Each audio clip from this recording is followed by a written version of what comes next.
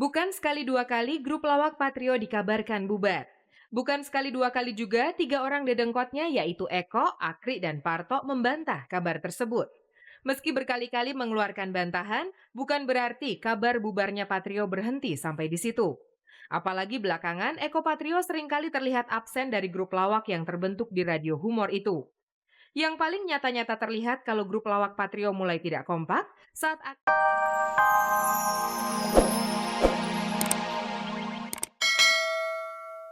Kesuksesan sebuah partai yang didukung oleh SIS-NS membawa berkah baginya. Kabar di internet menyebutkan dia akan menduduki posisi Menteri Pariwisata jika calon presiden yang didukungnya memenangkan pemilu tahun ini. Bagaimanakah reaksi SIS atas kabar tersebut? Sukses yang diraih pasangan Capres dan Cawapres dengan nomor urut 4 merupakan wujud keberhasilan juga bagi SIS-NS yang merupakan aktivis sekaligus tim sukses dari pasangan tersebut. Makanya tidak heran kalau isu-isu yang merebak soal kabinet bayangan yang kabarnya sudah dibentuk oleh pasangan Capres dan Cawapres yang bakal melaju ke putaran kedua pemilihan presiden ini, terdapat nama SIS-NS dan Henny Purwonegoro sebagai calon salah satu pembantu presiden. Kabar yang kami peroleh dari sebuah situs di internet, SIS-NS disebut-sebut bakal menduduki posisi sebagai Menteri Kesenian dan Kebudayaan. Sedangkan Henny Purwonegoro akan menduduki posisi Menteri Urusan Peranan Wanita pada kabinet tersebut jika pasangan Capres dan Cawapres dengan nomor 4 tersebut berhasil menduduki kursi nomor 1 di Indonesia. Itu kan baru isu aja, jangan percayalah. Yang berhak, yang punya yang punya kekuasaan kok itu Pak SBY sendiri. Kayaknya nggak mungkin dan memang saya nggak pernah tahu ada pencalonan segala macam berita, saya nggak pernah tahu dan kayaknya memang nggak mungkin karena memang bukan bidang saya.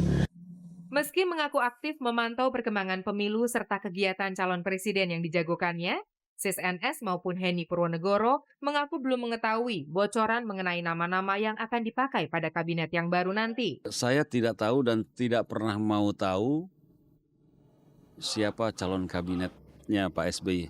Semoga Pak SBY bijak, semoga Pak SBY cekatan, semoga Pak SBY juga peka terhadap siapa orang-orang yang bisa membantu dia. Nggak ada yang nawar-nawarin, Mbak, nggak pernah ada yang kontak-kontak saya.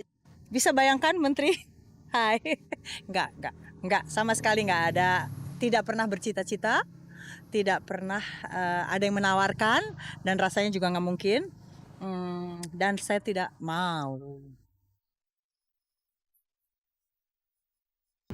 Pemirsa, isu perpecahan kelompok lawak Patrio muncul kembali.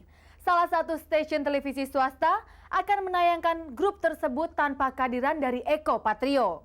Kiwil disebut-sebut akan menggantikan posisi Eko. Bukan sekali dua kali grup lawak Patrio dikabarkan bubar. Bukan sekali dua kali juga tiga orang dedengkotnya yaitu Eko, Akri, dan Parto membantah kabar tersebut. Meski berkali-kali mengeluarkan bantahan, bukan berarti kabar bubarnya Patrio berhenti sampai di situ. Apalagi belakangan Eko Patrio seringkali terlihat absen dari grup lawak yang terbentuk di radio humor itu. Yang paling nyata-nyata terlihat kalau grup lawak Patrio mulai tidak kompak saat Akri dan Parto membuat sebuah acara lawakan di salah satu stasiun TV swasta minus Eko. Patrio memang tetap bertiga, tetapi bukan dengan Eko, melainkan dengan Kiwil yang kabarnya telah menggantikan posisi Eko. Kalau buat Eko sangat sayang gitu ya, kalau misalnya udah 10 tahun kita bina untuk sebuah program acara yang begitu panjang kan gitu. Tiba-tiba kita ngeracunin untuk hal-hal yang untungnya nggak seberapa, akhirnya tidak long term, tidak panjang. Makanya Eko mengaku tahu mengenai kegiatan terbaru dua rekannya itu bersama Kiwil. Ia mengaku tidak masalah. Lagi pula jauh sebelum grup Akri, Parto, dan Kiwil terbentuk, mereka sudah membicarakan rencana itu sebelumnya. Sejauh tidak mengganggu Patrio dan ngelabaknya, itu tidak menjadi soal. Manajemen Patrio ngebilangin Mas Parto sama Mas Akri ada acara buat program di TV bareng teman pelawak lain. Ya udah nggak apa-apa, kan itu sah-sah aja. Selama itu tidak meracuni program acara yang kita udah selama 10 tahun. Kendalanya, saya juga sadar sama Akri, kalau kita syuting itu selama 1 minggu di Bali, sedangkan Eko punya acara live semua. Nah itu udah jelas nggak mungkin, akhirnya produser udah yang lain aja deh, udah. Lu bebas dia main sama siapa aja, bebas, nggak masalah. selama Patrio tetap diutamakan. Ngerti loh, udah 3 bulan nggak ngerti-ngerti. Jadi, bertiga ataupun berdua, yang penting dapur tetap ngebul. Lagi pula, sejauh kegiatan mereka di luar tidak mengganggu Patrio dan ngelabaknya, itu tidak menjadi soal. Tapi ngomong-ngomong, sedih nggak sih tampil berdua saja tanpa Eko? Sedih saya sampai pendarahan. Sedih, nggak bisa. Pak, aku biasa aja. Dari hati yang paling dalam kita memang ada sesuatu yang kurang. Karena kita lahir bertiga kasarnya ya, lahir bertiga gitu. Walaupun dewasa sekarang tidak selalu bertiga gitu. Ada yang kurang sih gitu. Tapi bagaimana ya, kita nyari duit sih. Ngomong sampai ngebul kupingnya. Kalau akhirnya Kiwil yang terpilih sebagai pengganti Eko, Akri dan Parto mengaku tidak pilih-pilih untuk mencari teman yang tepat sebagai penyeimbang mereka berdua. Kayaknya seorang Kiwil nggak ada tampan-tampannya di mata kita berdua ya. Itu kalau Gunawan atau barangkali Kita juga sebelumnya nggak tahu, kita pertama Akri dan saya dikontrak, oke. Begitu kita ketemu di sana kok, dengan Kiwil, oh ya nggak masalah. Nyesel nggak nyesel dulu nggak pas sama Kiwil? Kita merasa paling ganteng dong. Nah, kebetulan satu kontrak aja, satu paket gitu loh. Jadi ada produser yang ngontrak Kiwil secara individu untuk sebuah sinetron yang kebetulan di situ ada Akri dan Parto. Begitu kompaknya trio baru ini, sampai-sampai Akri, Parto, dan Kiwil mendapat tawaran dari salah satu stasiun TV swasta untuk membuat sebuah program lawakan di waktu sahur pada bulan Ramadan nanti. Nggak takut bakal menjadi saingan Patrio nih? Enggak juga. saya nggak yakin.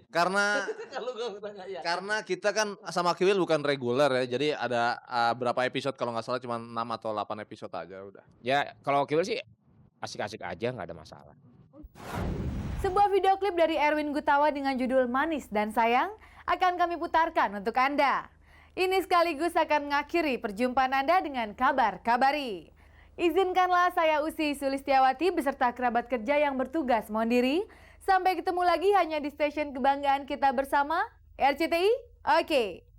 Begitu melegendanya Kus Plus di mata seorang Erwin Gutawa, sampai-sampai ia mendedikasikan kekagumannya pada grup musik yang mendulang popularitas di tahun 70-an itu dengan membuat sebuah album kompilasi yang diberi judul Erwin Gutawa Salut to Kus Plus Bersaudara.